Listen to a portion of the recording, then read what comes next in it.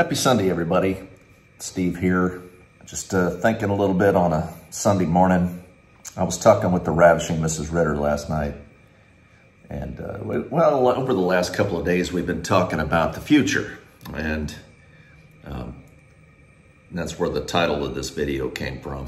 So, you know, looking at things and I'm kind of at the point now, working over here in the UAE, that I can see the end of this current contract coming in November, and thinking about the next things and what's next, and should I stay, should I go back home, and all of that, and thinking all that through. And there's times I'm tempted to just, you know, I'm ready to go do the farm thing, and that's kind of our dream, is to have a farm. A grandkid's paradise is what I like to think of. But I mean, I told my wife that, you know, I want to, it's not just a something for me to kind of piddle around and do this and do that. I mean, I really want to, like, make a business of it, you know. And then, of course, we're talking with Nathan about it, and he's talking about wanting to come back and help out, and, you know, and it would be something we could kind of pass down generation to generation. So I was thinking about that, and I was reading in Ecclesiastes 3:1, to everything there is a season, a time for every purpose under heaven. And, you know, there's a time and a place, there's a time to do and the time not to do. And you know, you keep reading in Ecclesiastes, and you know, all the comparisons, a time to be born, a time to die. I mean, everything's appointed a time. And it's tough, isn't it? I mean, I'm ready now, but my very wise wife, the ravishing Mrs. Ritter, was like, you know, well, the way the economy's going right now, and farms take money, and, you know, we could, you know, buy a place, and you know, how much working capital would we have, and just thinking it through. And, you know, the Lord talked about that, you know, who tears down a barn before first considering the cost of rebuilding the next one, you know, and thinking and being wise and thinking ahead a little bit. And it just, you know, reading that verse in Ecclesiastes, I mean, you know, if you think about God, and he's timeless, he can see the future, the past, he's omnipresent in all, I believe, and you know, and he loves us, and he cares for us, and he has our best interest in mind. And if you believe that he can see the future, why would we get frustrated or down or impatient if the timing's not right?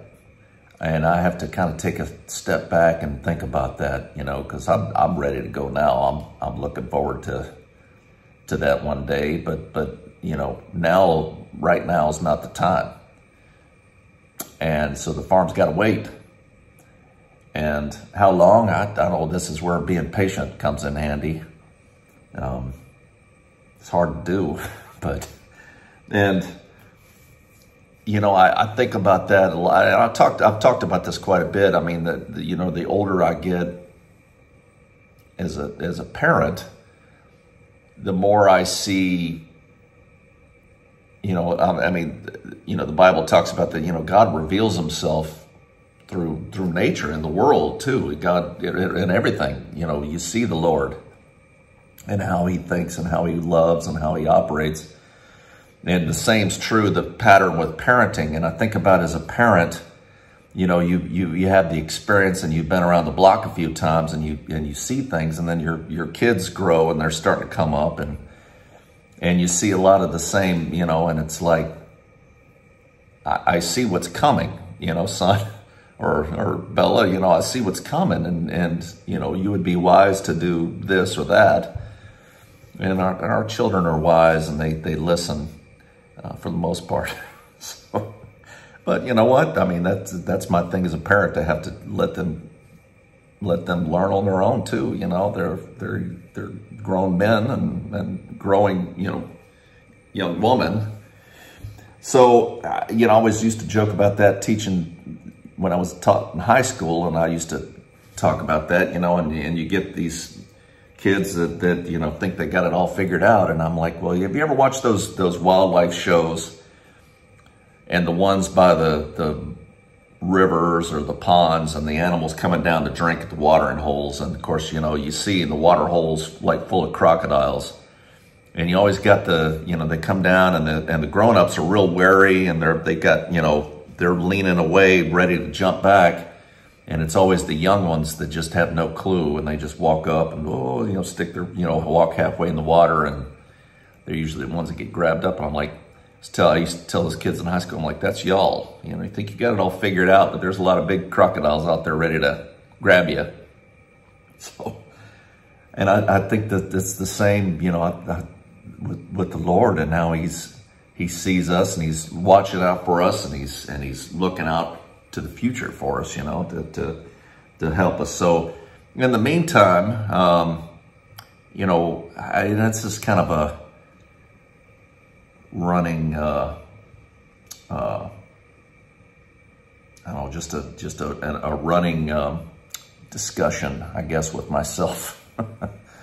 So in the meantime, with the dream, and if the dream's on hold, what's, balancing the dreaming and looking forward with practical skill development, and I've thought about that a lot. Let's redeem the time. Let's be smart with the time and plan for the future, and be ready. And I think I believe, there's plenty of times God says, not right now, not yet. But when He says, okay, now, you got to be ready to go and take advantage of that opportunity.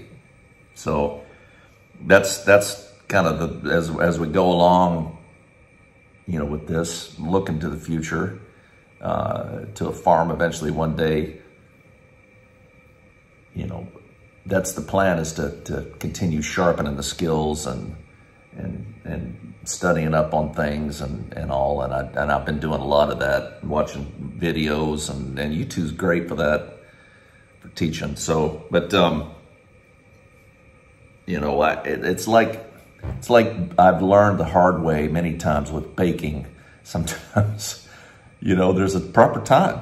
There's a proper time for this, and put this in, and put the right amount of ingredients in, and it's a lot more precise, and it's a lot like life, So if you put it in too soon or too much, or you could throw the whole thing off. So this is where faith comes in. Faith and trust in God, and He does have our best interest in mind. He loves us very much, and He doesn't deny us to hurt us. He denies us because He loves us, and it's not even denying. It's not now. That's love. So anyway, I just a running dialogue here today, just thinking some things through. So farm is probably a couple of years off. I entertain the thought every now and then of going, oh, how about now? We'll just pull the trigger now. But that's been put off now. So anyway, I hope this was a blessing, and leave me some comments. Let me know what you think. And I hope you have a great Sunday, and we'll see you next time.